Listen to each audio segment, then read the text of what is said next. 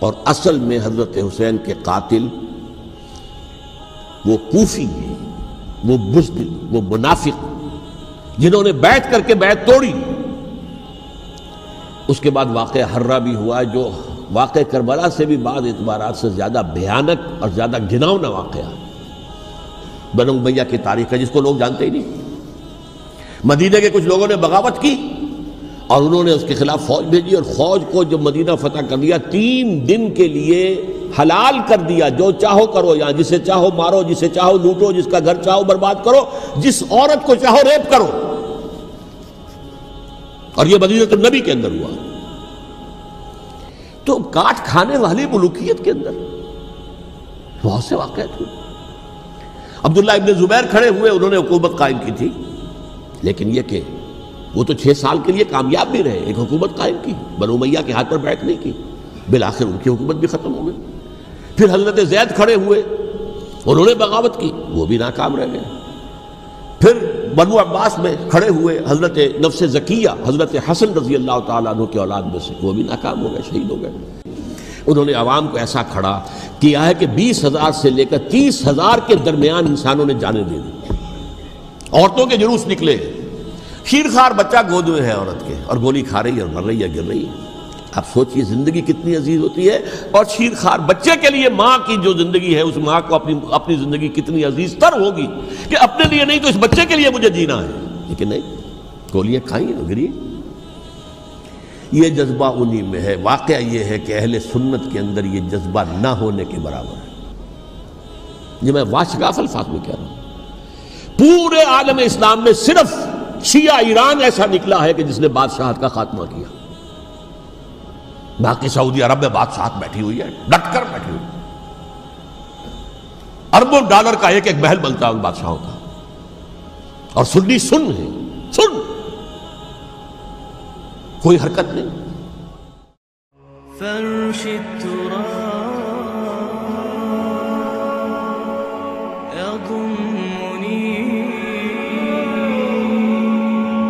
وهو غطاء، کہ وہ ایک شخص کا کارنامہ، وہ یہودی فتنہ گر، وہ روح مصدق کا بروز، ہر قبا ہونے کو ہے اس کے جنون سے تار تار۔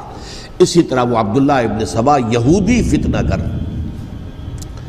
آج اہل تشیع میں سے بعض حضرات کہتے ہیں کہ یہ عبداللہ ابن سبا یہ تو افسانوی شخصیت ہے، اس کی حقیقت کوئی تھی ہی نہیں، حالانکہ ان کی اپنی کتاب میں رجال کشی کے اندر اس کا ذکر موجود ہے، اور یہ بھی موجود ہے کہ حضرت علی رضی اللہ تعالیٰ عنہ نے اپنے عہد خلافت میں اسے زندہ جلوایا ہے۔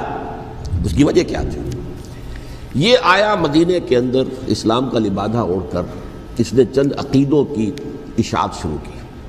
سب سے پہلے حضرت علی تو خدا ہیں، گاڈ انکارنیٹ، اوتار کا تصور، جیسے ہندوؤں میں ہے رام چندر جی خدا کا اوتار، اور عیسائیت میں بھی پہلے گاڈ انکارنیٹ کا تصور تھا کہ حضرت مسیح خدا کا اوتار ہے، انکارنیشن آف گاڈ۔ تو اس نے کہا کہ حضرت علی تو خدا کا اوتار ہے، خدا ہے۔ نمبر 2، اس نے کہا کہ ہر نبی کا ایک وصی ہوتا ہے جس کے حق میں وہ وصیت کرتا ہے، تو حضور صلی اللہ علیہ وسلم کے وصی حضرت علی ہیں، لہذا خلیفہ تو اول روز سے حضرت علی ہیں، حضرت ابو بکر، حضرت عمر، حضرت عثمان یہ تو غاصب ہیں، اور حضرت عثمان کی خلافت تھی اس وقت تو خاص طور پر۔ پھر اس نے جو قبائلی عصبیت تھی اسے بھڑکایا۔ پرانی جو عصبیت چل رہی تھی قریش کے اندر، وہ 2 گھرانے ایک دوسرے کے بدے مقابل تھے۔ دیکھیے، ایک ہوتا ہے قبیلہ، ایک ہوتا ہے گھرانہ۔ ہمارے پنجاب میں ایک قبیلہ ہے وٹو قبیلہ، اس کے گھرانے بہت سے، مانے کے، لالے کے، فجے کے، شامت کے، یعنی کوئی لالا تھا ان میں سے بڑا، ان کے بیٹے ہو گئے لالے کے، ان کی اولاد، خاندان یہ کہلاتے ہیں۔ قبیلہ ایک، یہ وٹو قبیلہ۔ تو قبیلہ تھا قریش، اس میں گھرانے بہت تھے، بنو ہاشم، بنو امیہ، بنو تیم، بنو عدی، یہ بہت سے گھرانے تھے۔ تو چوٹی کے 2 گھرانے جو تھے وہ بنو ہاشم اور بنو امیہ، ان کے درمیان چپقلش تھی، مقابلہ، مسابقت، اور یہ مسابقت فی الخیر بھی ہوتی تھی۔ اگر انہوں نے غریبوں کو کھانے کھلائے ہیں تو ہم ان سے بڑھ کر کھلائیں گے، اگر وہ حاجیوں کی خدمت کرتے ہیں تو ہم ان سے بڑھ کر کریں گے۔ تو ان کے اندر یہ مسابقت فی الخیر بھی تھی، لیکن چپقلش تھی کہ کوئی ہم سے آگے نہ نکل جائے، وہ سمجھتا تھا وہ آگے نہ نکل جائے۔ اس شخص نے اس پرانی عصبیت کو تازہ کیا کہ حضور تو بنو ہاشم میں سے تھے، لہذا خلافت حق ہے بنو ہاشم کا، یہ غاصب ہے۔ اس سے پہلے دو خلفاء جو تھے وہ نہ بنو ہاشم سے تھے نہ بنو امیہ سے تھے۔ حضرت ابوبکر بنو تیم میں سے تھے، چھوٹا قبیلہ تھا۔ حضرت عمر بنی عدی میں سے تھے، وہ بھی چھوٹا قبیلہ تھا۔ یہ حضرت عثمان پہلے خلیفہ جو بنو امیہ میں سے تھے، جن کی پرانی چپقلش بنو ہاشم سے تھی، اب اس کو موقع مل گیا کہ پرانی قبائلی عصبیت کو بھڑکائے۔ یہ ہے اصل میں اس فتنے کا پس منظر عبداللہ ابن سبا نے جو آ کر پھیلایا ہے، اور اس کی تفصیل میں اس وقت میں نہیں جا سکتا، کیسے یہ فتنہ پروان چڑھا، کیا انہوں نے اسٹریٹجی اختیار کی، کہ یہ کیا کرتے تھے، گروہ بنا کر بھیجتے تھے لوگوں کو، کوفے میں جاؤ تو وہاں پر دمشق کے گورنر کے خلاف اور مصر کے گورنر کے خلاف الزامات لگاؤ، اس نے یہ کیا، وہ غبن کر گیا، وہ یہ کر گیا، وہ خیانت کر رہا ہے، وہ رشتہ داروں کو پال رہا ہے، اور عثمان کے خلاف بھی تقریریں کرو رضی اللہ تعالیٰ عنہ۔ دمشق میں جاؤ تو کوفے کے گورنر کے خلاف، کیونکہ دمشق کے گورنر کے خلاف بات کرو گے تو لوگوں کو معلوم ہوگا کہ یہ جھوٹ بول رہے ہیں، لیکن یہ کہ وہاں تو تم بات کرو کوفے کے گورنر کے خلاف اور مصر کے گورنر کے خلاف اور حضرت عثمان کے خلاف۔ مصر میں جاؤ تو بات کرو کوفے کے اور شام کے گورنر کے خلاف اور حضرت عثمان کے خلاف۔ یہ انہوں نے ایسا اٹھایا، اور اس زمانے میں آپ کو معلوم ہے ذرائع رسل و رسائل تھے نہیں، نہ اس فتنے کی پتہ چل سکا جب تک کہ وہ فتنہ جو ہے پوری طرح برگ و بار لا کر تراور درخت نہیں بن گیا۔ اس کے نتیجے میں حضرت عثمان رضی اللہ تعالیٰ عنہ شہید ہوئے، اور خلیفہ پھر حضرت علی رضی اللہ تعالیٰ عنہ کو انہی سوائیوں نے، جنہوں نے گھیراؤ کیا تھا، جنہوں نے حضرت عثمان کو شہید کیا ہے، یہی حضرت علی رضی اللہ تعالیٰ عنہ کے ارد گرد ہو گئے۔ اور حضرت علی رضی اللہ تعالیٰ عنہ بھی نہیں چاہتے تھے خلافت کی بیعت لینا، لیکن آخر کیا کرتے؟ کیا وہ امت کو بغیر خلیفہ کے چھوڑ دیتے؟ حضرت زبیر سے کہا گیا، انہوں نے نہیں مانا، رد کر دی بات۔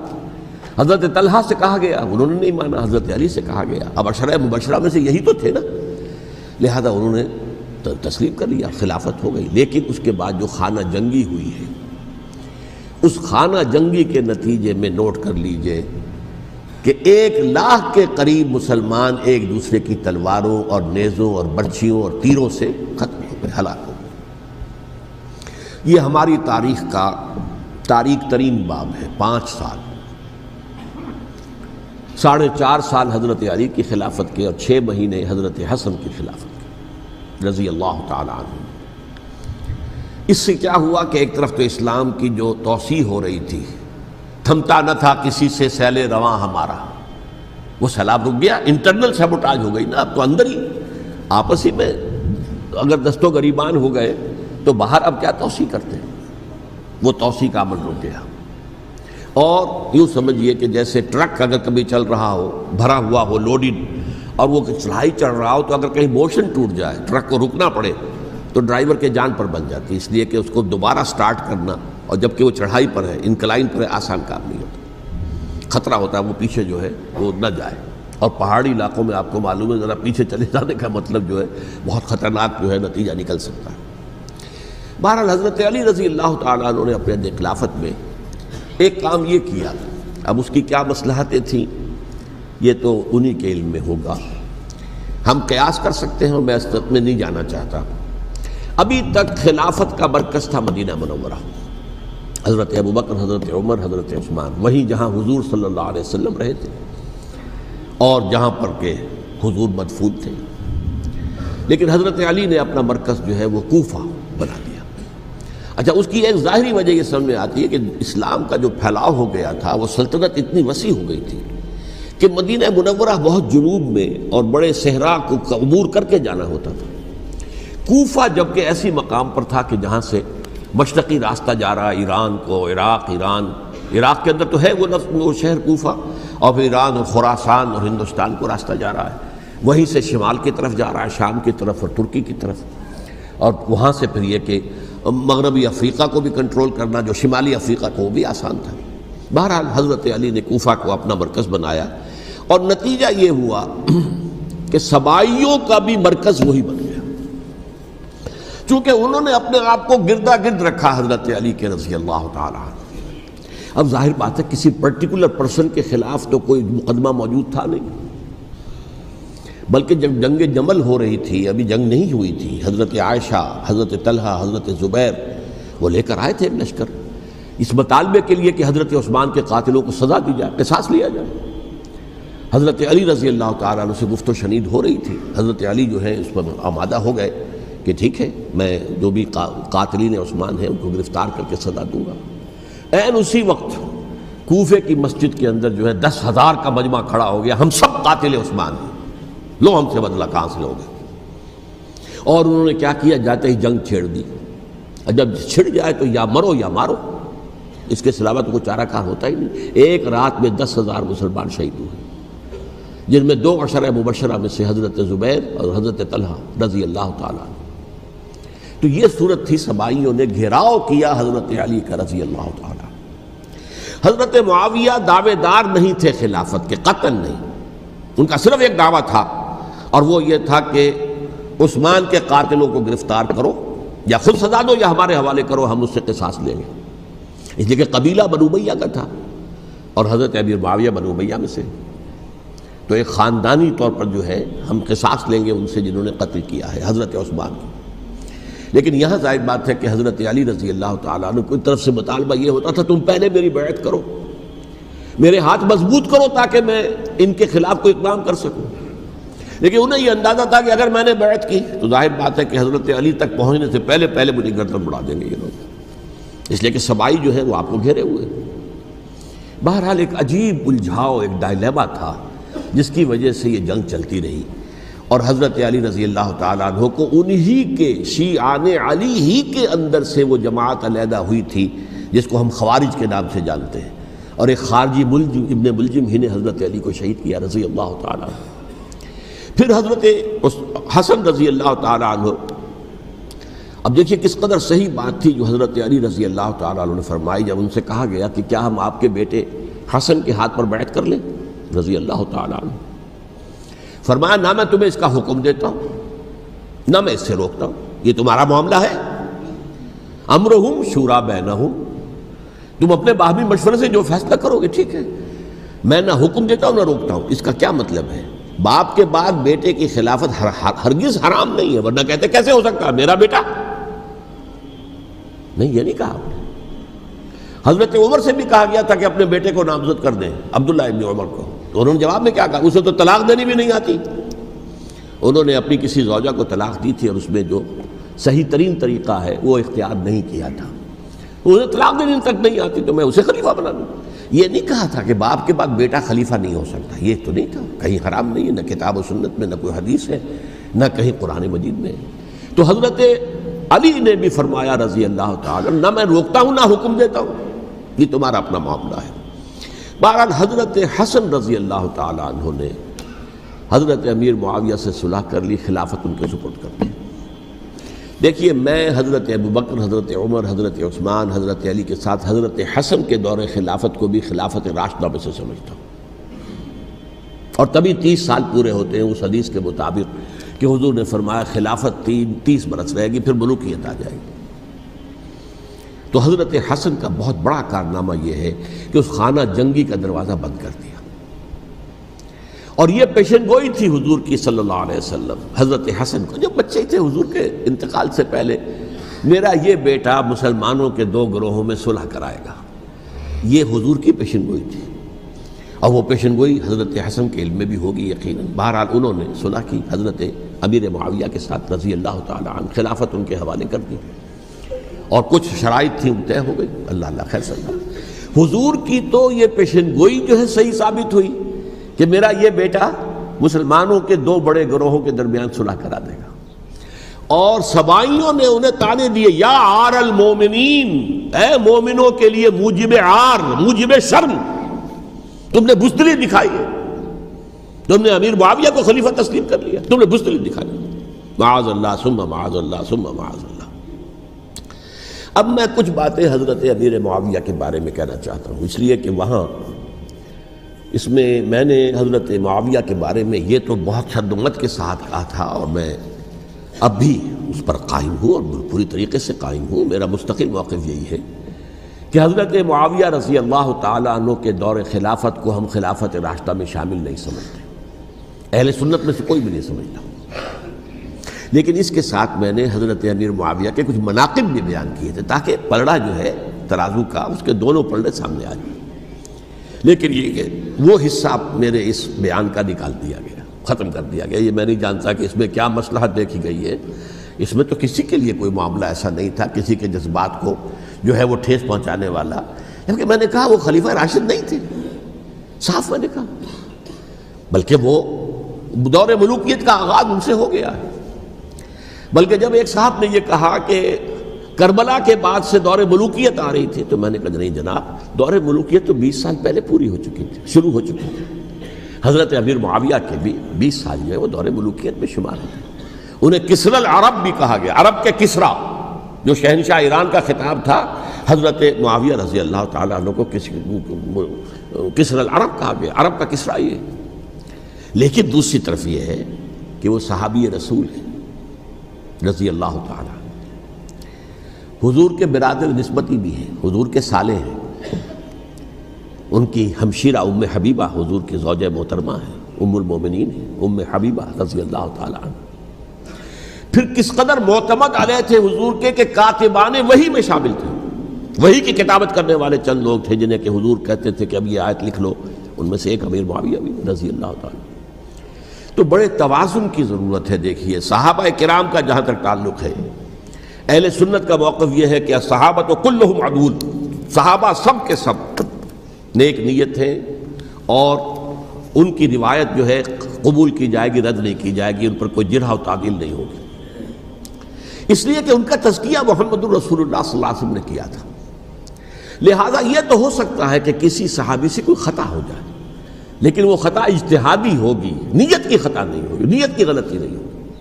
اگر کسی صحابی کی نیت پر حملہ کیا جائے تو یہ اصل میں طعن ہے، حملہ ہے حضور پر کہ وہ تربیت دے نہیں سکے اپنے ساتھیوں کو. معاذ اللہ ثم معاذ اللہ ثم معاذ اللہ، وہ تزکیہ کر ہی نہیں سکے. 3 جگہ جو قرآن میں آیا ہے یتلو علیہم آیاتہ ویزکیہم، تو کیا تزکیہ کیا؟ اگر ان کے قریب ترین ساتھی جو تھے اگر ان کے اندر بھی بدنیتی تھی اور دنیا کی طلب تھی اور دنیا کے اندر اقتدار حاصل کرنے کا جذبہ تھا تو پھر کیا تزکیہ کیا؟ معاذ اللہ ثم معاذ اللہ. لہذا صحابہ سب کے سب عدول ہیں اور ان سے اختلاف ممکن ہے لیکن ان کی نیت پر حملہ نہیں ہو سکتا. تو حضرت امیر معاویہ کی شخصیت ایک چیز ہے، آپ کا دور خلافت دوسری چیز ہے. شخصیت کے اعتبار سے صحابی رسول ہیں، برادر نسبتی ہیں حضور کے صلی اللہ علیہ وسلم. اور پھر یہ کہ اس قدر معتمد علیہ ہے صحابہ میں سے کہ وہ کاتبان وحی، یہ عام آدمی کے کرنے کا کام نہیں تھا جو وحی کی کتابت کرے، اللہ کے کلام کی. البتہ یہ ہے کہ جیسا کہ میں نے عرض کیا ان کا دور خلافت راشدہ نہیں ہے، وہ ملوکیت کا دور ہے. یہ میں نے جیسا کہ عرض کیا، میں نے ایک صاحب نے جب یہ کہا کہ ملوکیت شروع ہو رہی تھی، میں نے کہا شروع نہیں ہو رہی تھی، ملوکیت تو 20 سال پہلے شروع ہو چکی تھی. اسی طریقے سے ایک صاحب نے کہا تھا کہ اسلام کو قائم کرنے کے لیے حضرت حسین میدان میں آئے. میں نے کہا یہ بھی غلط ہے، اسلام تو 60 سال پہلے قائم ہو چکا تھا. نبی اکرم صلی اللہ علیہ وسلم کے دستے مبارک سے اسلام قائم ہو گیا. جاء الحق وزهق الباطل ان الباطل کان زهوقا. پھر 30 برس تک وہ کامل شکل کے اندر قائم رہا. تو اسلام جو ہے وہ جو ہے در حقیقت اب قائم کرنے والی بات نہیں تھی. البتہ اس کے اندر زوال شروع ہو گیا تھا. اس زوال کے عمل کو روکنے کے لیے حضرت حسین میدان میں آئے. یہ ایک چیز کو صحیح تاریخی پرسپیکٹو میں رکھنا. تو جس طرح سے دین کو قائم کرنے کے لیے دیکھیے قائم تو کیا محمد رسول اللہ صلی اللہ علیہ وسلم والذین معہ رضی اللہ تعالیٰ عنہ، انہوں نے کیا تھا. ہاں اب جو ہے وہ اپنی اس شاندار حیثیت سے نیچے گرنے لگا تھا. وہ میں بعد میں عرض کروں گا کہ میں نے اسے کیا عرض کیا تھا کہ یہ اس زوال کو روکنے کے لیے کسی طریقے سے یہ اپنی اصل حقیقت میں قائم رہے. یہ حضرت حسین رضی اللہ تعالیٰ عنہ کے سعی تھے. اچھا، حضرت امیر معاویہ کے جو 20 سال ہیں وہ پورے امن، سکون، اطمینان، کوئی جھگڑا، کوئی فساد، کوئی اختلاف، کوئی باہمی خاندانی، کچھ نہیں. 20 سال. یہ بھی تاریخ کی بڑی چشم کشا حقیقت ہے جو عام طور پر لوگوں کے علم میں نہیں ہے. سبائی بھی دبکے رہے. حضرت امیر معاویہ کی حکومت اتنی مضبوط تھی، کنٹرول، کہ ان کو کچھ سر اٹھانے کا موقع نہیں ملا. موجود تھے، دبکے رہے. جیسا کہ میں نے کہا ریولوشن کے آخری مرحلے پر آ کر جو مخالفین ہیں وہ دب جاتے ہیں کہ پھر دیکھیں گے موقع ملے گا تو پھر لیں گے ان سے حساب کتاب۔ 20 سال رہے ہیں پورے امن کے، 10 سال کے بعد یعنی درمیان میں ہے حضرت امیر معاویہ کا عہد خلافت۔ ایک صحابی جو کہ بزرگ صحابہ میں سے ہیں، مغیرہ ابن شعبہ رضی اللہ تعالی عنہ، وہ آتے ہیں اور وہ کہتے ہیں کہ دیکھیے امیر المومنین، کتنی بڑی خانہ جنگی رہی تھی مسلمانوں کی آپس میں، اور اب بھی اگر آپ کسی کو نامزد کیے بغیر چھوڑ گئے امت کو تو پھر خانہ جنگی ہو جائے۔ 1 لاکھ اس وقت جو ہے وہ ہلاک ہوئے تھے، نہ معلوم اب کتنے ہلاک۔ لہٰذا آپ اپنی زندگی ہی میں نامزد کر دیجئے کسی کو خلیفہ، ولی عہد بنا دیجئے۔ حضرت امیر معاویہ نے ابتداءً جو ہے انکار کیا نہیں، لیکن ان کے دلائل ایسے تھے وزنی، اور میں سمجھتا ہوں کہ وہ بات صحیح تھی جو مغیرہ ابن شعبہ نے کہی، اس لیے کہ اب صحابہ کرام میں سے جو کبار صحابہ تھے وہ تو سب دنیا سے رخصت ہو چکے تھے۔ اب تو یا صغار صحابہ رہ گئے تھے جو حضور کے زمانے میں بچے تھے، حضرت حسن، حضرت حسین، عبداللہ ابن زبیر، یہ بچے ہی تھے نا، یا تو وہ تھے، اور یا بالکل نو مسلم تھے، اور نو مسلموں میں بڑی تعداد وہ تھی جو ایرانیوں کی تھی، شامیوں کی تھی، ادھر کی تھی، ادھر کی تھی، تو ان کو تو ظاہر بات ہے کہ تربیت نبوی سے کیا خلافت راشدہ سے بھی اکثر و بیشتر کو کوئی حصہ ملا ہی نہیں۔ تو اس صورت میں اب وہ اعلیٰ ترین معیار پر حکومت کے نظام کو قائم کرنا ممکن نہیں ہے۔ کوئی قبائلی عصبیت جب تک حکومت کی پشت پر نہیں ہوگی، حکومت مستحکم نہیں ہوگی۔ یہ گویا کہ ایک جس کو کہتے ہیں کہ حقیقت بینی، واقعیت پسندی، ایک آئیڈیلزم ہے اور ایک ریئلزم ہے کہ آپ فیکٹس آن دی گراؤنڈ کو غور کریں، سوچیں اس کے اوپر اور پھر کوئی فیصلہ کریں۔ اس اعتبار سے پھر حضرت امیر معاویہ نے بات مان لی اور بیعت لے لی لوگوں سے حضرت یزید کے لیے کہ یہ خلیفہ ہوں گے میرے بعد، اس کو ولی عہدی کہتے ہیں۔ اچھا، اس وقت 5 افراد ایسے تھے کہ جنہوں نے اس سے اختلاف کیا، یہ بات بہت اہم ہے۔ میرا کتابچہ ہے سانحہ کربلا، اس کے کچھ نسخے آج یہاں ہوں گے، آپ لوگ پڑھیے اسے غور سے اور پھیلائیے تاکہ حقیقت سامنے آئے۔ 5 افراد کون تھے جو ہونے چاہیے؟ ابو بکر فوت ہو گئے، ان کے بیٹے عبد الرحمن ابن ابی بکر۔ عمر فوت ہو گئے، ان کے بیٹے عبداللہ ابن عمر۔ عباس فوت ہو گئے، ان کے بیٹے عبداللہ ابن عباس۔ زبیر فوت ہو گئے، ان کے بیٹے عبداللہ ابن زبیر۔ اور حضرت حسن جو ہے ان کا انتقال ہو چکا تھا، حضرت علی کے بیٹے حضرت حسین رضی اللہ تعالیٰ عنہ مجمعین۔ حضرت حسن کے بارے میں ایک فریق کا کہنا یہ ہے کہ انہیں زہر دے کر ہلاک کیا گیا، اہل تشیع کا قول یہ ہے، جبکہ اہل سنت کہتے ہیں کہ نہیں، وہ اپنی جو بھی طبی موت تھی اس سے ان کی وفات۔ لیکن میں اس میں نہیں جانا چاہتا، اس لیے کہ یہ مائکرو ہسٹری جو ہے نا، وہ تو ایک ایک واقعے کے لیے ادھر کی روایات کیا، ادھر کی کیا ہیں، ان کے پاس کیا دلائل، ان کے پاس یہ تو کسی ریسرچ اسکالر کا موضوع ہے، میرا موضوع نہیں ہے۔ لیکن بہرحال یہ 5 حضرات تھے جنہوں نے ولی عہدی کی بیعت نہیں کی، لیکن حضرت معاویہ اتنے حلیم الطبع انسان تھے، انہوں نے جبر نہیں کیا، کوئی تشدد نہیں کیا۔ ٹھیک ہے، ولی عہدی کی بیعت نہیں کر رہے، کوئی بات نہیں، میری بیعت تو کی ہوئی ہے نا، ابھی تو میں زندہ ہوں، بات ختم ہو گئی، میری بیعت کو تو نہیں توڑا انہوں نے، فسخ بیعت نہیں کی۔ اس اعتبار سے انہوں نے نہ کوئی تشدد کیا، نہ جبر کیا، نہ کوئی مواخذہ کیا۔ لیکن جب امیر معاویہ کا انتقال ہو گیا، اب ولی عہدی کی بجائے وہ اب خلافت کی بیعت ہوئی، سب لوگوں نے بیعت کر لی۔ ان 5 میں سے ایک فوت ہو چکے تھے، حضرت عبد الرحمن ابن ابی بکر فوت ہو چکے رضی اللہ تعالی۔ 4 تھے، ان 4 میں ایک اختلاف ہوا۔ 2 کی رائے یہ تھی، عبداللہ ابن عمر، عبداللہ ابن عباس، کہ اگرچہ یہ کام غلط ہوا ہے، اسلام کی روح کے منافی ہوا ہے، یہ بادشاہت کی بنیاد پڑ رہی ہے، لیکن یہ بات ایسی نہیں ہے کہ اس کی بنا پر ہم خانہ جنگی شروع کروا دیں، امت کے اندر خون خرابہ کروائیں، فساد کروائیں۔ لہذا انہوں نے بیعت کر لی۔ اب کوئی اگر یہ کہے معاذ اللہ کہ وہ بک گئے تھے یزید کے ہاتھوں، معاذ اللہ ثم معاذ اللہ، وہی بات آپ اختلاف کر سکتے ہیں کہ انہیں نہیں کرنی چاہیے تھی، یہ کوئی رائے رکھے، مجھے اختلاف نہیں، لیکن ان کی نیت پر حملہ کریں گے تو حملہ محمد رسول اللہ پر ہوگا صلی اللہ علیہ وسلم۔ عبداللہ ابن عمر کون ہے؟ کتنی حدیثیں ان سے جو ہے وہ منقول ہیں۔ عبداللہ ابن عباس کون ہے؟ جنہیں حضور نے جو ہے جن کے لیے دعا کی تھی، اے اللہ فقہہ فی الدین وعلمہ التاویل، اے اللہ اس نوجوان کو دین کا فہم عطا کر اور قرآن کی تعویل اور تفسیر کا علم عطا کر۔ حبر الامہ کہلاتے ہیں۔ وہ کہیں پیسوں اور ٹکوں کے عوض بک جانے والے نہیں تھے، انہوں نے امت کی مصلحت دیکھی، نیت جو ہے اس پر حملہ نہ کیجیے، البتہ اختلاف کا حق آپ کو حاصل ہے۔ دو حضرات جو ہے ڈٹے رہے کہ نہیں، ہمیں کم وقت میں ریزسٹ کرنا ہے۔ عبداللہ ابن زبیر عمر کے اعتبار سے وہ بڑے ہیں، مسلمانوں میں سب سے پہلے ولادت مدینے میں جا کر جو ہوئی ہے وہ عبداللہ ابن زبیر کی ہوئی ہے۔ ہجرت کر کے جب مہاجرین وہاں پہنچے، کچھ عرصے تک کسی کے ہاں کوئی اولاد نہیں ہوئی، تو لوگوں نے تانے دینے شروع کر دیے کہ معلوم ہوتا ہے کہ یہاں آ کر یہ مکے کے رہنے والے جو ہیں کمزور ہو گئے ہیں، ان کے ہاں اولاد ہی نہیں ہو رہی۔ پھر عبداللہ ابن زبیر کی ولادت ہوئی ہے، یہ حضرت ابو بکر کے نواسے ہیں، حضور کی زوجہ محترمہ حضرت عائشہ کی بہن حضرت دیکھیے ابھی نام نکل گیا ہے جی، حضرت اسماء رضی اللہ تعالی عنہا عنہما، یہ ان کے صاحبزادے ہیں، حضرت زبیر کے بیٹے۔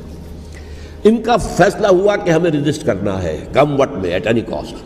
حضرت حسین ابن علی رضی اللہ تعالی عنہما کا بھی فیصلہ ہوا کہ ہمیں ریزسٹ کرنا ہے کم وقت میں۔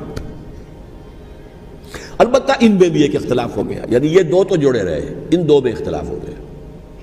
عبداللہ ابن زبیر کا کہنا یہ تھا کہ ہمیں حجاز میں رہنا چاہیے، یہ سرزمین ہے جس میں نبوت کی برکات سب سے زیادہ ہیں، یہاں ہم مضبوط قلعے کے اندر ہیں، ہمیں یہاں سے جو ہے ریزسٹ کرنا چاہیے اور ختم کرنا چاہیے اس نظام کے اندر جو خرابی آ گئی ہے اس کو۔ حضرت حسین رضی اللہ تعالیٰ عنہ کے پاس خطوط کا تانتا بنا ہوا تھا، کوفے سے لوگ خط لکھ رہے تھے، آئیے آئیے آئیے، ہم آپ کے ہاتھ پر بیعت کریں گے، ہم آپ کے ہاتھ پر بیعت کریں گے، ہم آپ کے ہاتھ پر بیعت کریں گے۔ یہی وہ کوفہ جو حضرت علی کا دارالخلافہ رہا تھا اور جو پھر سبائیت کا گڑھ بن گیا تھا۔ چنانچہ حضرت حسین نے حضرت مسلم بن عقیل کو بھیجا وہاں پر کہ میرے نمائندے کی حیثیت سے جا کر وہاں پر بیعت لو۔ 10-12 ہزار افراد نے بیعت کر لی، لیکن اس کے بعد یزید کی طرف سے گورنر بنا کے بھیجا گیا ابن زیاد کو۔ ابن زیاد نے آ کر جو تشدد کیا اور سختی کی تو سب کے سب بیعت توڑ کر اور سب منحرف ہو گئے۔ مخلصین تو وہ تھے نہیں، الکوفی لایوفی، کوفی جو ہے وہ تو کوئی وعدہ وفا کرنے والا ہوتا ہی نہیں، بیعت توڑ دی۔ فمن نقص فانما ينقص على نفسه، بیعت کے بعد بیعت توڑ دینا بہت بڑا گناہ ہے، توڑ دی۔ ادھر اطلاع مل گئی حضرت حسین کو، چل چکے تھے، وہ راستے میں تھے کہ وہاں تو مسلم بن عقیل شہید ہو گئے اور سب لوگوں نے بیعت توڑ دی۔ اب واپس جانا چاہتے تھے لیکن مسلم بن عقیل کے بیٹے جو ہے اڑ گئے۔ یہ عرب کی اپنی ایک جو ہے پرانی ان کی حمیت اور ان کا قبائلی نظام کہ اب ہم اپنے والد کے خون کا قصاص لیے بغیر نہیں جائیں گے۔ حضرت حسین رضی اللہ تعالیٰ عنہ کی مروت اور شرافت، یہ میرا ساتھ دینے کے لیے آئے تھے، اب میں ان کا ساتھ نہ دوں تو یہ تو شرافت اور مروت کے خلاف ہے۔ کہا اچھا چلو چلتے۔ وہاں جا کر بھی عین اپنے میدان کے اندر بھی حضرت حسین رضی اللہ تعالیٰ عنہ نے 3 چیزیں پیش کی ان کوفیوں کے لشکر کے خلاف۔ سب سے بڑا لشکر کے اندر سب سے بڑے تو کوفی تھے جنہوں نے بیعتیں کی ہوئی تھی حضرت حسین کے ساتھ۔ دیکھو مجھے جانے دو واپس حجاز کی طرف، یا مجھے سرحدوں پر بھیج دو تاکہ میں کافروں کے ساتھ جنگ کرتے ہوئے اپنی جان دے دوں، یا مجھے یزید کے پاس جانے دو، میں اپنا معاملہ اس سے طے کر لوں۔ لیکن کوفیوں کو یہ گوارا نہیں تھا۔ اگر یہ یزید کے پاس پہنچ گئے تو ہمارا کچا چٹھا بیان کر دیں گے کہ مجھے تو ان لوگوں نے ورغلا کر بلایا تھا۔ اس لیے کہ دیکھیے حضرت امیر معاویہ کے 20 سالوں کے دوران میں بتا چکا ہوں، ان کی حکومت اتنی مستحکم تھی کہ اس کے خلاف کوئی فتنہ اٹھانا ممکن نہیں تھا۔ اب چونکہ ایک چینج اوور ہوا تھا، اور چینج اوور میں آپ کو معلوم ہوتا ہے کہ ایک جس کو کہتے ہیں every thing is in the melting پاٹ، ابھی تو یہ درمیان کے اندر معاملہ ہے، تو انہیں موقع ملا، سر اٹھایا حضرت حسین رضی اللہ تعالیٰ عنہ کو، جو خطوط لکھے جس کے کہ تھیلے کے تھیلے اور بوریوں کی بوریاں بھری ہوئی حضرت حسین کے ساتھ تھی، وہ کہا کہ آئیے ہم آپ سے بیعت کریں گے۔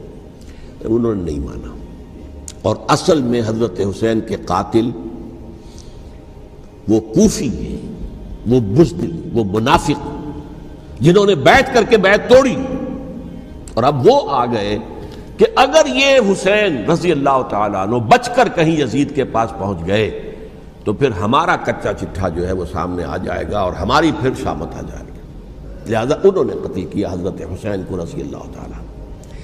ایک بات جو علامہ ڈاکٹر قلب صادق نے فرمائی، اور میرے علم میں یہ بات پہلے نہیں تھی، وہ یہ کہ حضرت حسین کے قتل کا فتویٰ ایک بہت بڑے مفتی نے دیا تھا۔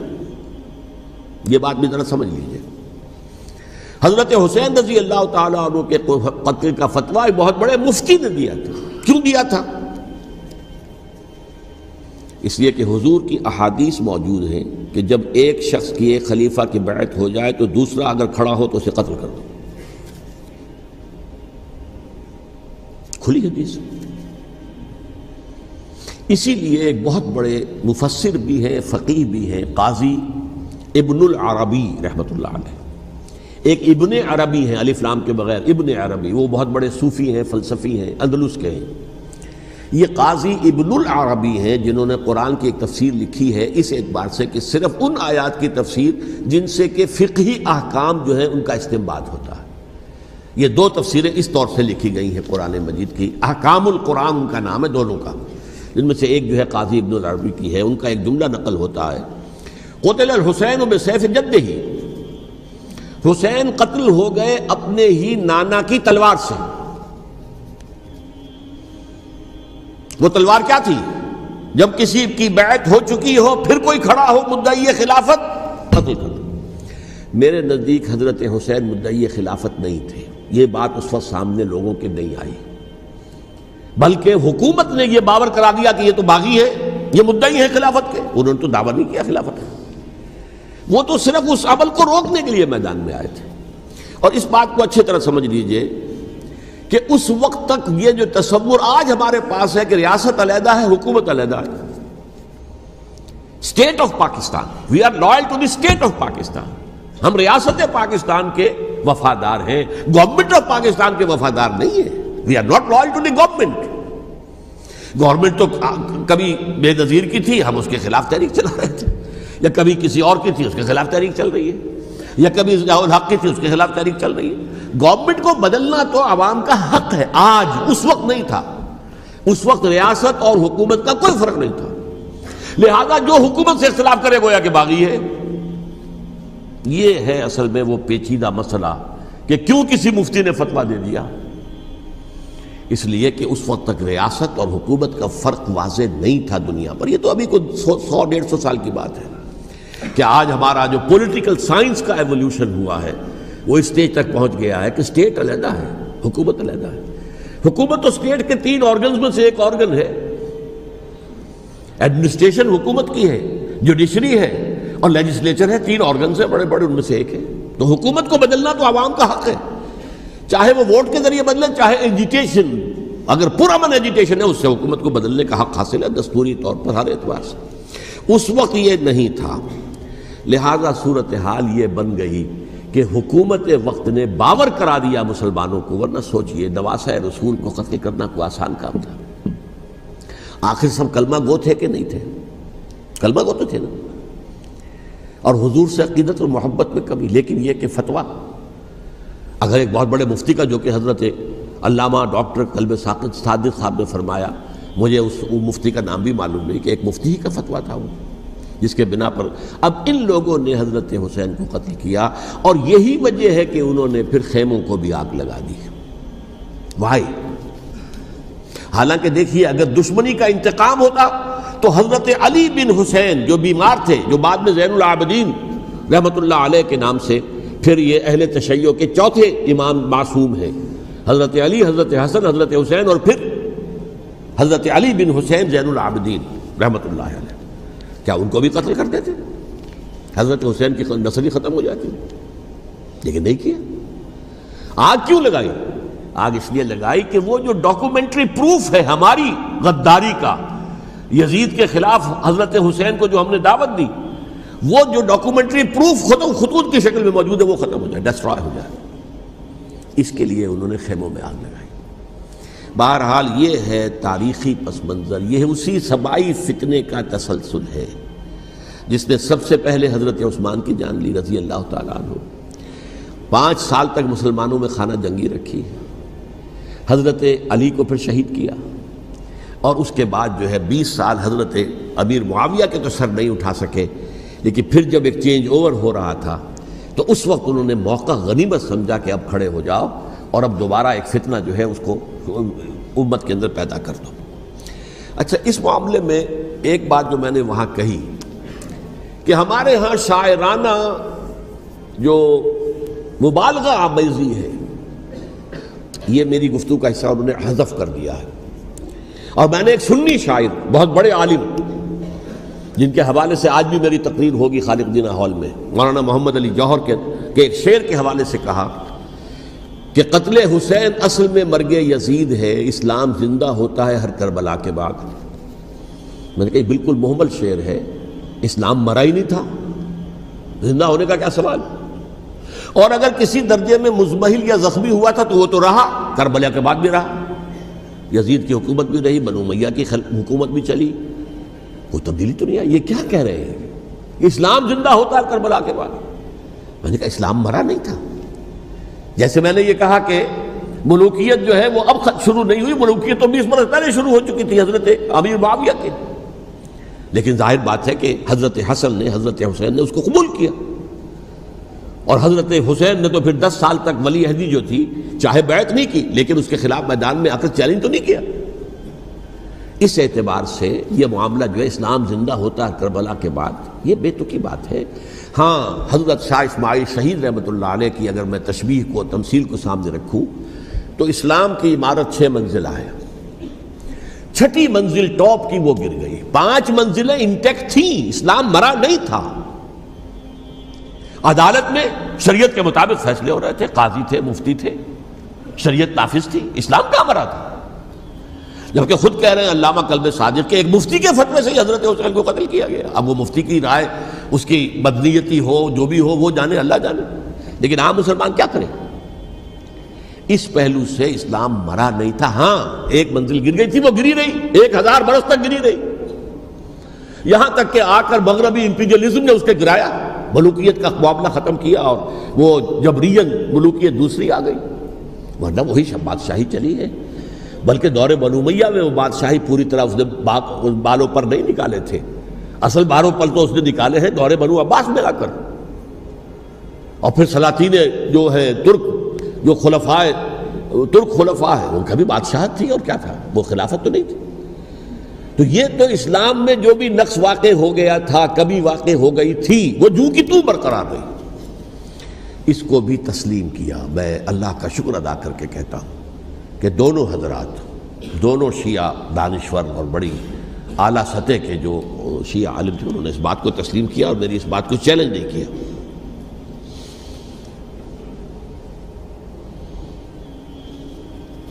اصل میں تیسری بات میں نے یہ کہی کہ دیکھیے حضرت حسین رضی اللہ تعالی عنہ کی اس شہادت کے بعد،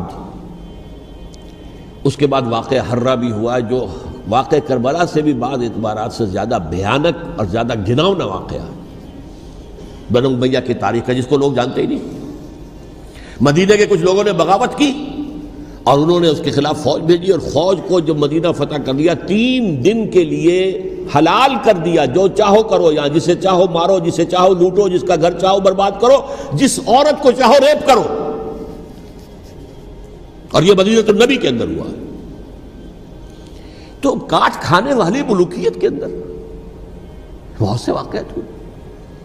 عبداللہ ابن زبیر کھڑے ہوئے، انہوں نے حکومت قائم کی تھی، لیکن یہ کہ وہ تو 6 سال کے لیے کامیاب بھی رہے، ایک حکومت قائم کی، بنو امیہ کے ہاتھ پر بیعت نہیں کی، بالآخر ان کی حکومت بھی ختم ہو گئی۔ پھر حضرت زید کھڑے ہوئے، انہوں نے بغاوت کی، وہ بھی ناکام رہ گئے۔ پھر بنو عباس میں کھڑے ہوئے حضرت نفس زکیہ، حضرت حسن رضی اللہ تعالیٰ عنہ کے اولاد میں سے، وہ بھی ناکام ہو گئے، شہید ہو گئے۔ پھر یہ سمجھ لیا گیا کہ اب یہ جہاں تک 6ٹھی منزل ہے وہ تو دوبارہ تعمیر نہیں ہو سکتی، یہ تو جس کی لاٹھی اس کی بھینس، جس کے پاس طاقت ہوگی اس کی حکومت ہوگی، جس کا قبیلہ زیادہ قوی ہوگا، جس قبیلے میں زیادہ عصبیت ہوگی، مضبوط ہوگا، متحد ہوگا، طاقتور ہوگا، اسی کی حکومت ہوگی۔ البتہ اس کے نیچے لوگوں کے اخلاق کی اصلاح کرو، صوفیاء کرام نے وہ کام اپنے ذمے لیا، اور بالکل وہی کام ہے کہ جو ائمہ اہل بیت کرتے رہے۔ حضرت حسن کی اولاد میں پھر حضرت علی بن حسین رضی اللہ تعالی، حضرت حسین کی اولاد میں پھر امام محمد باقر، امام محمد جعفر صادق، اور اس کے بعد بھی 5 اور، کسی نے بغاوت نہیں کی۔ جیسے علماء کرام کام کر رہے تھے اور جیسے صوفیاء کرام کام کر رہے تھے، ایسے ہی وہ مسلمانوں کی علمی تربیت، روحانی تربیت و تزکیہ کر رہے تھے۔ کسی نے حکومت کو چیلنج نہیں کیا۔ نوٹ کر لیجیے اس بات کو۔ حضرت علی نے بھی چیلنج نہیں کیا تھا، حضرت حسن نے چیلنج نہیں کیا، خود صلح کر لی۔ تو ائمہ اہل بیت جو 12 یہ گنتے ہیں، جن میں سے آخری جو ہے حضرت مہدی کو تو ابھی ظاہر ہونا ہے، ان کے عقیدے کے مطابق وہ روح پوش ہیں، وہ ظاہر ہوں گے۔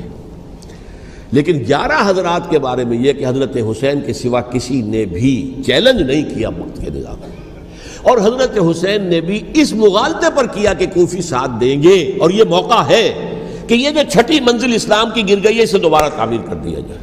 انہوں نے خلافت کا دعویٰ نہیں کیا تھا، یہ انہیں عوام کو مغالطے میں مبتلا کیا گیا کہ یہ خلافت کا مدعی ہو کر سامنے آیا۔ جیسا کہ میں نے آپ سے کہا تھا، امیر معاویہ نے حضرت علی کے عہد خلافت میں کبھی خلافت کا دعویٰ نہیں کیا، مدعی خلافت نہیں تھے وہ تو یہ کہتے تھے کہ قاتلان حسین جو ہے، قاتلان عثمان کو سزا دو، قصاص دو، بس۔ اسی طرح حضرت حسین نے بھی، اب دیکھیے اس ضمن میں اس میں کوئی شک نہیں ہے، حضرت حسین رضی اللہ تعالی عنہ کی جو شہادت ہوئی ہے، اور ان کے ساتھیوں کی، اعزاء و اقارب کی، تاریخ انسانی میں یہ عزم، ہمت، شجاعت، مثابرت، صبر، استقلال، استقامت، اس کی بہت روشن مثال ہے، بہت روشن مثال ہے، بہت روشن مثال ہے۔ لیکن اس سے تاریخ کی رفتار پر کوئی اثر نہیں پڑا۔ وہ جو ملوکیت آ گئی تھی وہ اور گہری سے گہری ہوتی چلی گئی۔ واقعہ کربلا کے بعد تو واقعہ ہررا ہوا میں نے گنوا دیا آپ کو، اس سے زیادہ تو میرے خیال میں کہ اور ہمارے لیے لائق شرم جو ہے کوئی واقعہ ہے ہی نہیں اس پہلو سے۔ لیکن حضرت حسین کا ایک، اب ان کو یہ کہ میں، مطلب یہ کہ اگر میں ان کے ہاتھ پر بیعت کر لیتا ہوں، جو کہ اس وقت سامنے موجود تھے، کہ یزید کی بیعت تمہارے ہاتھ پر کرتا ہوں، تو گویا کہ اپنے آپ کو سرنڈر کر دیتے۔ وہی خطرہ جو امیر معاویہ کو تھا کہ مجھے وہ تو پہنچنے بھی نہیں دیں گے علی تک رضی اللہ تعالیٰ عنہ، اور مجھے پہلے ہی شہید کر دیں گے، یہی خطرہ حسین کو تھا رضی اللہ تعالیٰ عنہ کہ مجھے یزید تک پہنچنے نہیں دیں گے، پہلے قتل کر دیں گے۔ اور ویسے بھی یہ ایک شرافت، مروت اور حمیت اور غیرت اور عزت نفس کا تقاضا بھی تھا کہ بھائی معاملہ ہے یزید کا، میرا مجھے وہاں جانے دو، اللہ اللہ خرسلہ، یو کین اسکورٹ می، میرے دائیں بائیں چلو تاکہ میں کہیں اور بھاگ نہ جاؤں تمہارے خیال میں، مجھے وہاں پہنچا دو، میں وہاں پہ جا کے اسے معاملہ کر لوں۔ لیکن انہوں نے قتل کیا، اصل قاتلان کوفی، وہی سبائی۔ البتہ یہ ہے کہ اس واقعے کی جو یادگار ہے اس میں کوئی شک نہیں ہے کہ اس نے مسلمانوں میں سے ایک گروہ کے دل میں قربانی اور شہادت کا جذبہ بہت پیدا کیا، اس میں کوئی شک نہیں۔ اور جس طریقے سے کہ عاشورہ محرم میں یاد منائی جاتی ہے، جس طریقے سے اس نے اہل تشیع کے اندر قربانی کا جذبہ بے انتہا پیدا کر دیا۔ اگرچہ وہ جذبہ بروئے کار نہیں آتا، اس لیے کہ ان کے ہاں یہ عقیدہ ہے، یہ طے ہے کہ جب تک حضرت مہدی ظاہر نہیں ہوں گے ہم کسی کے خلاف بغاوت نہیں کریں گے۔ یہ پوری تاریخ میں ان کا معاملہ رہا، تمام جو ہے ائمہ اہل بیت کا معاملہ رہا، جب تک مہدی نہیں آتے keep sitting and keep waiting, wait and see, that's all. یہ تو خمینی صاحب نے کیا ہے، آیت اللہ خمینی صاحب نے، کہ انہوں نے یہ ایران کے شیعوں کو باور کرایا کہ بھائی جب آئیں گے حضرت مہدی آ جائیں گے، لیکن ہم اب ہاتھ پر ہاتھ کر بیٹھے رہیں، باطل کو چیلنج بھی نہ کریں، ہمیں کچھ تو کرنا چاہیے، وہ ہاتھ پاؤں ہلانے چاہیے، اور کچھ نہیں تو مہدی کا راستہ جو ہے صاف کرنا چاہیے، تمہید کرنی چاہیے، ان کے راستہ ہموار کیا جائے۔ تو یہ ان کی بڑی عظمت ہے آیت اللہ خمینی صاحب کی کہ اہل تشیع ایران کے جو ہے ان سے انہوں نے یہ بات منوا لی کہ ہم بالکل انرٹ نہیں بیٹھے رہیں گے، بلکہ اب انہیں نائب امام قرار دے کر اور ولایت فقیہ کے فلسفے کے حوالے سے یہ دو چیزیں ان کی جو ہیں بنیادی فلسفے کی ہیں، وہ اس وقت میرا موضوع نہیں ہے۔ انہوں نے عوام کو ایسا کھڑا کیا ہے کہ 20,000 سے لے کر 30,000 کے درمیان انسانوں نے جانیں دے دی، عورتوں کے جلوس نکلے، شیرخوار بچہ گود میں ہے عورت کے، اور گولی کھا رہی ہے اور مر رہی ہے، گر رہی ہے۔ آپ سوچئے زندگی کتنی عزیز ہوتی ہے، اور شیرخوار بچے کے لیے ماں کی جو زندگی ہے، اس ماں کو اپنی زندگی کتنی عزیز تر ہوگی کہ اپنے لیے نہیں تو اس بچے کے لیے مجھے جینا ہے، لیکن نہیں، گولیاں کھائیں اور گری۔ یہ جذبہ انہی میں ہے۔ واقعہ یہ ہے کہ اہل سنت کے اندر یہ جذبہ نہ ہونے کے برابر ہے۔ یہ میں واشگاف الفاظ میں کہہ رہا ہوں۔ پورے عالم اسلام میں صرف شیعہ ایران ایسا نکلا ہے کہ جس نے بادشاہت کا خاتمہ کیا، باقی سعودی عرب میں بادشاہت بیٹھی ہوئی ہے، ڈٹ کر بیٹھی ہوئی، اربوں ڈالر کا ایک ایک محل بنتا ہے ان بادشاہوں کا، اور سنی سن ہے، سن، کوئی حرکت نہیں۔ وہ تو اب جو حرکت ہو رہی ہے وہ اینٹی امریکن حرکت ہے جو ہو رہی ہے، وہ در حقیقت وہ مسئلہ بالکل دوسرا ہے جو اس وقت ہو رہا ہے، لیکن یہ کہ عالم اسلام میں کوئی تحریک ایسے نہیں اٹھی۔ یہ اہل تشیع میں ہے، جو بالکل استثنائی بات ہے کہ انہوں نے جو ہے ایسا بادشاہ جس کو کہا جاتا تھا کہ اس کا جو اسلحہ خانہ ہے وہ ایشیا میں سب سے بڑا اسلحہ خانہ ہے، جو 2500 سالہ پرانی جو ایک عظمت تھی ایران کی، اس کو دوبارہ تازہ اور زندہ کرنا چاہتا تھا۔ 2500 سالہ برسی اس نے منائی تھی، اس کے لیے ایک شہر آباد کیا تھا کہ خسرو یا سائرس یا ذوالقرنین قرآن مجید کی اصطلاح میں اس کی یادگار بنائی تھی، اور وہ سوچ رہا تھا کہ وہی عظمت دوبارہ ایران کی ہوگی جو کہ خسرو کے زمانے میں تھی، جس کا قرآن مجید میں سورہ کہف کے اندر ذکر ہے، مشرقی فتوحات، مغربی فتوحات، شمالی فتوحات۔ تو وہ بادشاہ ہے، اس کو بھاگنا پڑا ہوا قربانی کی وجہ سے۔ تو یہ جو ہے واقعہ کربلا نے، اس میں کوئی شک نہیں ہے کہ ایک ایسی مشعل روشن کی ہے جس کو کہ ہر شخص کو دیکھنا چاہیے۔ یہ بھی انسان، جیسے کہ اقبال نے ایک شعر کہا تھا غالب کے لیے، فکر انسان پر تیری ہستی سے یہ روشن ہوا ہے، پرے مرغ تخیل کی رسائی تاک ہو جا۔ تو فکر انسان پر حضرت حسین کی قربانی سے یہ واضح ہوا ہے کہ انسان کس حد تک جا سکتا ہے قربانی دینے کے لیے اپنے کسی مقصد کے لیے۔ مقصد ان کا جو تھا، میں نے اسی لیے آیت پڑھی تھی، معاذ اللہ ثم معاذ اللہ۔ میں ایک آخری بات جو کہہ رہا ہوں وہ نوٹ کر لیجئے۔ ایک خاص انتہائی نقطۂ نظر کے عام کیے جانے کی وجہ سے سنیوں میں بھی ایک انتہائی رد عمل پیدا ہوا ہے۔ ایکسٹریم رائٹسٹ سنیز، اگر ایک طرف سے حملہ کیا گیا ہے حضرت عثمان کی نیت پر، ان کو خیانت کا الزام لگایا گیا، ان پر اقربا پروری کا الزام لگایا گیا، حضرت ابو موسیٰ شریف پر خیانت اور غداری کا الزام لگایا گیا، یہ ساری چیزیں اگر صحابہ کرام کے اوپر ہوئی ہیں، امیر معاویہ پر، امیر اور عمرو بن العاص پر، تو جواب میں کچھ لوگ کھڑے ہو گئے۔ حضرت علی وہ اقتدار کے طالب تھے، معاذ اللہ ثم معاذ اللہ ثم معاذ اللہ۔ یہ اہل سنت کا موقف نہیں ہے۔ حضرت حسین اقتدار کے طالب تھے، ہرگز نہیں، ہرگز نہیں، ہرگز نہیں۔ وہی اصول جو میں نے بتایا تھا سب کے لیے لاگو رہے گا، وہ امیر معاویہ کے لیے ہے تو حضرت علی کے لیے بھی ہے، حضرت حسین کے لیے بھی ہے۔ یہ نیک نیت ہے، آپ ان کی کسی رائے سے اختلاف کر سکتے ہیں لیکن ان کی نیت پر حملہ نہیں کریں گے۔ نیت پر حملہ کریں گے آپ کا ایمان بالرسالت جو ہے وہ مجروح ہو جاتا۔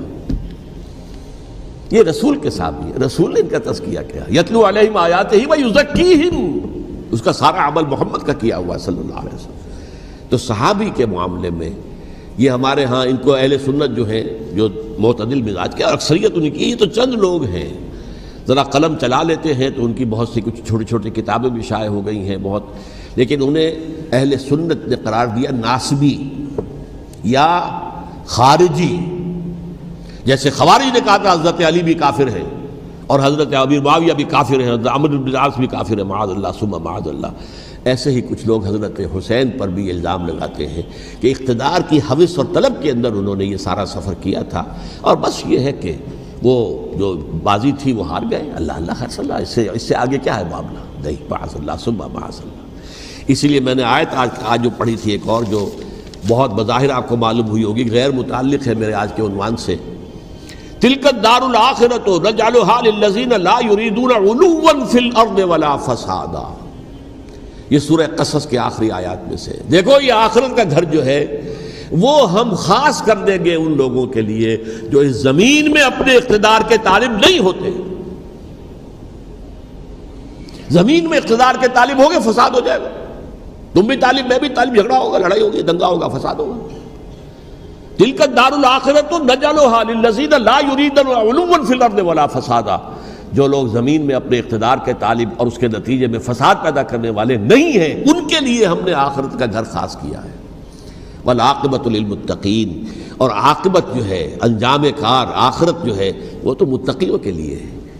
اسی میں آئیں گے سب صحابہ کرام، خواہ وہ حضرت علی ہیں رضی اللہ تعالیٰ عنہ، اور خواہ وہ حضرت امیر معاویہ ہیں، حضرت عثمان ہیں رضی اللہ تعالیٰ عنہما، خواہ حضرت حسن ہیں، حضرت حسین ہیں رضی اللہ تعالیٰ عنہما، خواہ عبداللہ ابن زبیر ہیں، خواہ عبداللہ ابن عباس ہیں، خواہ عبداللہ ابن عمر ہیں رضی اللہ تعالیٰ عنہم اجمعین.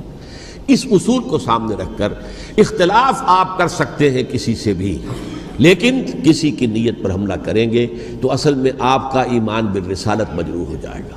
علی کو نبی اکرم صلی اللہ علیہ وسلم نے اپنا نائب بنا کر چھوڑا تھا جب غزوہ تبوک میں جا رہے تھے مدینے میں. حضرت علی نے کہا بھی کہ مجھے آپ عورتوں کے ساتھ بٹھا کے جا رہے ہیں. فرمایا تمہارا مقام میرے ساتھ وہی ہے جو موسیٰ کے ساتھ ہارون کا تھا. ہارون کو چھوڑ کر گئے تھے نا یہودیوں کے پاس جب گئے تھے تورات لینے کے لیے، تو تمہارا وہی مقام ہے میرے ساتھ. تو یہ حضرت علی ہے رضی اللہ، ان کے بارے میں میرا، ان کی کیا عظمت میری نگاہ میں. تو یہ 3 کتابچے ہیں، مجھے نہیں معلوم تیسرا یہاں ہے یا نہیں ہے، بہرحال آپ لوگوں کو ریکمینڈ کر رہا ہوں کہ ان کا مطالعہ کریں. اب یہ کہ آخری بات یہ ہے کہ اصل ہمارے کرنے کا کام کیا ہے. دیکھیے کیوں نہیں کیا کسی نے بھی خروج کا معاملہ، وہ میں واضح کر چکا ہوں. بغاوت نہیں کی، کیوں؟ ایک تو ریاست اور حکومت میں فرق نہیں تھا. ذرا کھڑا ہو اور وہ باغی قرار پائیں گے، واجب القتل ہو جائیں گے، فتوے کی زد میں آ جائیں گے، یہ معاملہ تھا. اور دوسرے یہ کہ عمارت پوری گری نہیں تھی، ایک منزل گری تھی نا. آج ہم کہاں کھڑے ہیں؟ پوری عمارت گری ہوئی ہے. نہ شرعی عدالتیں ہیں، نہ شرعی فیصلے ہیں، نہ احکام الہی نافذ ہیں، نہ حدود اور قصاص کے معاملات، کچھ بھی نہیں. ہمارا فرض کیا ہے؟ حضرت حسین کی مدح کرتے رہیے، تعریف کرتے رہیے، صحابہ کرام کی مدح کرتے رہیے، مدح صحابہ، اس کے لیے مجلسیں قائم ہو رہی. بھائی کر کیا رہے ہو؟ تھے تو آبا وہ تمہارے ہی، مگر تم کیا ہو؟ ہاتھ پر ہاتھ دھرے منتظر فردا ہو.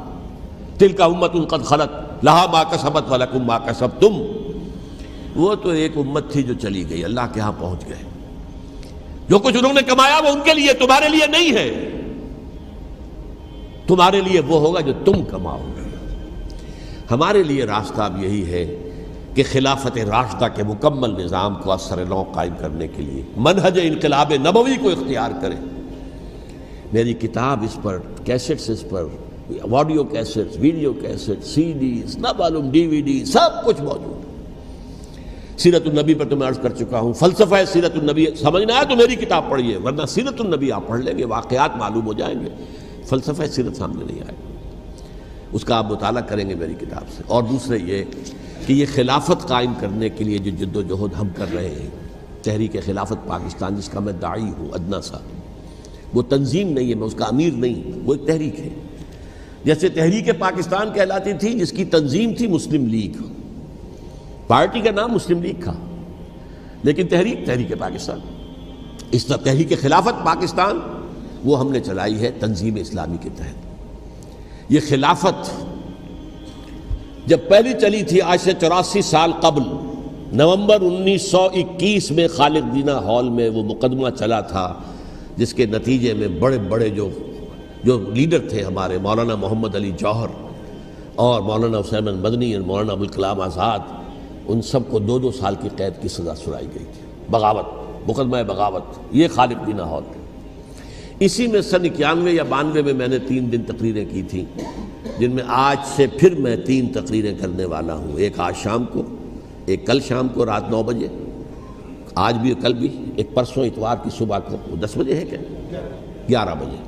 تو ان میں آپ حضرات شرکت فرمائیں تاکہ اصل جو ہمارے کرنے کا کام ہے، تاریخ کو بھی سمجھنا چاہیے، تاریخ کے عوامل کیا ہیں، کیا پس پردہ عوامل کار فرما تھے، کیا کسی شے کی اصل حقیقت ہے، وہ سمجھنا چاہیے.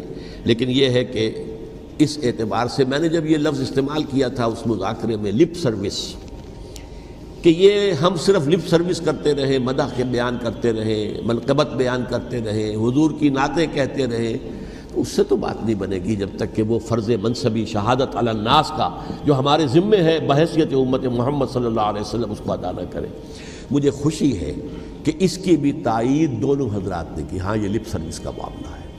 اللہ تعالی حضرت حسین کے نقش قدم پر چلتے ہوئے، بلکہ اصل میں تو ہمارے لیے اسوہ رسول ہے۔